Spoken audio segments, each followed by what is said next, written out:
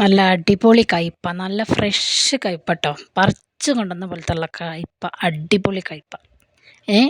ഇതെല്ലാവരും ഉപ്പേരി വെക്കൽ എങ്ങനെയെന്ന് വെച്ചാൽ ആദ്യം വെള്ളമൊഴിച്ച് വേവിച്ച് തിളപ്പിച്ച് ആ വെള്ളം ഒഴിവാക്കിയിട്ട് പിന്നീട് പിന്നെ ഉള്ളിയൊക്കെ ഇട്ട് വഴറ്റി, കടുകും ഉള്ളിയൊക്കെ ഇട്ട് വഴറ്റിയിട്ടാണ് ഉണ്ടാക്കൽ. അതിൻ്റെ കയ്പ്പ് ചുവയൊക്കെ ഒഴിവാക്കിയിട്ടാണ് പലരും ഉണ്ടാക്കുന്നത് കണ്ടിട്ടുള്ളത്.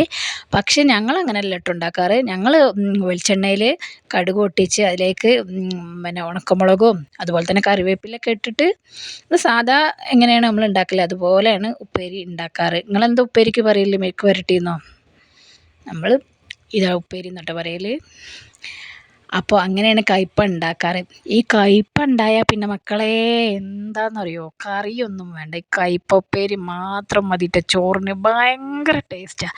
അതിൽക്കൂടെ അതിൻ്റെ കയ്പ്പ് ചുവ ഒഴിവാക്കിയാൽ പിന്നെ അത് ഒന്നിനും പറ്റില്ല.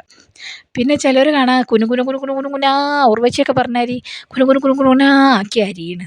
പക്ഷെ അതൊന്നും വലിയ ടേസ്റ്റ് ഉണ്ടാവില്ല. ഞാൻ ഇങ്ങനെ കേട്ടോ അരിയാറ്.